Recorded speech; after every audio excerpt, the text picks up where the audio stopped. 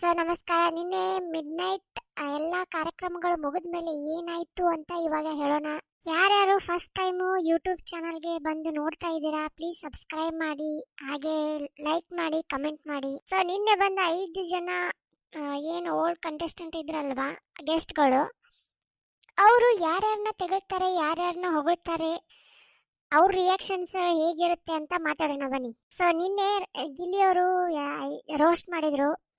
5 ಜನಕ್ಕೆ ಇಷ್ಟು ಕೋಪ ಬಂದಿದೆ ಅಂದ್ರೆ, ಅಷ್ಟು ಕೋಪ ಬಂದಿದೆ ಅಂದ್ರೆ ಗಿಲ್ಲಿಯವರು ಯಾವ ಲೆವೆಲ್ಗೆ ರೋಸ್ಟ್ ಮಾಡಿರ್ಬೇಕು ನೀವು ಯೋಚನೆ ಮಾಡಿ. ಸೊ ಈ ರೋಸ್ಟ್ ಮಾಡೋದಕ್ಕೆ ಗಿಲ್ಲಿಯವರು ಅಷ್ಟೇ ಕಾರಣ ಅಲ್ಲ, ಯಾಕಂದ್ರೆ ಅಲ್ಲಿರೋ ಧನುಷ್ ಅವರಾಗಿರ್ಬೋದು, ಆಮೇಲೆ ಅವ್ರ ಜೋಡಿ ಇರೋ ಸ್ಪರ್ಧಿಗಳು ಏನಿದಾರಲ್ಲ, ಅವ್ರು ಏನು ಹೇಳ್ಕೊಟ್ಟಿದ್ದಾರೆ ಅಂತ ಅಂದ್ರೆ, ಅವಾಗೆ ಸಖತ್ತಾಗಿ ರೋಸ್ಟ್ ಮಾಡು, ಚೆನ್ನಾಗಿ ಮಾಡು ಅಂತ ಹೇಳ್ಕೊಟ್ಟಿದ್ದಾರೆ. ಅವ್ರನ್ನೆಲ್ಲ ಸುಮ್ಮನೆ ಬಿಡಬೇಡ, ನಮ್ಮನ್ನೆಲ್ಲ ತುಂಬಾ ಗೊಳೈಕೊಂತಿದ್ದಾರೆ ಅಂತ ಹೇಳಿದ್ದಾರೆ. ಇದನ್ನೆಲ್ಲ ಅವ್ರಿಗೆ ತಲೆಯಲ್ಲಿ ಇಟ್ಟುಕೊಂಡು ಗಿಲ್ಲಿ ಅವರು ರೋಸ್ಟ್ ಮಾಡೋದಕ್ಕೆ ನಿಂತಿದ್ದಾರೆ. ಇವಾಗ ರೋಸ್ಟ್ ಮಾಡಿದ್ದು ಅಲ್ಲಿರೋ 5 ಜನಕ್ಕೂ ಇಷ್ಟ ಆಗಲ್ಲ. ಇಲ್ಲಿ ರಜತ್ ಅವರು ಗಿಲ್ಲಿ ಮೇಲೆ ಮ್ಯಾಲ್ ಹ್ಯಾಂಡಿಂಗ್ ಹೋಗ್ತಾರಲ್ಲ, ಆ ತರ ಹೋಗ್ತಿದ್ದಾರೆ.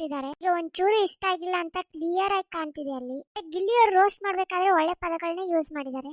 ಇಲ್ಲಿ ಮಾಡೋರು ಏನ್ ಮಾಡ್ತಾರೆ, ತಮಟೆ ಹೊಡ್ಕೊಂಡು ಡ್ಯಾನ್ಸ್ ಮಾಡ್ಕೊಂಡು ಬರ್ತಾರೆ. ಅದಕ್ಕೆ ಇವ್ರು 5 ಜನ ಏನಿರ್ತಾರಲ್ಲ ಗೆಸ್ಟ್ಗಳು, ಅವ್ರಿಗೆ ಮೆಚ್ಚುಗೆ ಕೊಡ್ತಾರೆ.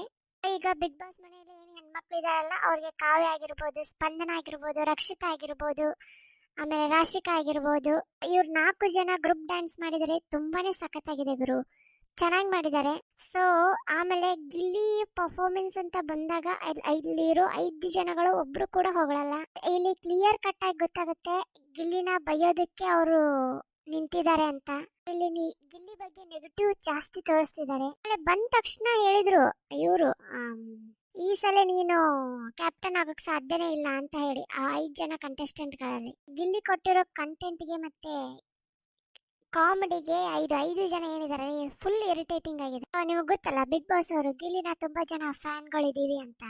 ಸೊ ಹಾಗಾಗಿ ಏನ್ ಮಾಡ್ತಾರೆ, ಗಿಲ್ಲಿ ಬಗ್ಗೆ ಮಾತಾಡ್ಬೇಕಾದ್ರೆ ಎಷ್ಟೋ ಪದಗಳನ್ನ ಮ್ಯೂಟ್ ಮಾಡಿದ್ದಾರೆ ಲೈವ್ ಅಲ್ಲಿ. ಗಿಲ್ಲಿಗೂ ಕೂಡ ತುಂಬಾ ಬೇಜಾರಲ್ಲಿ ಇದ್ರು. ಅಲ್ಲಿ ನೋಡಿದ್ರೆ ಲಾಸ್ಟ್ ಅಲ್ಲಿ ಎಪಿಸೋಡ್ ಗೊತ್ತಾಗುತ್ತೆ, ಮಂಜು, ತ್ರಿವಿಕ್ರಮ್ ಮತ್ತೆ ರಜತ್ ಅವರು ಬರೀ ಗಿಲ್ಲಿನ ಬೈಯೋದ್ರಲ್ಲೇ ಇದ್ರು.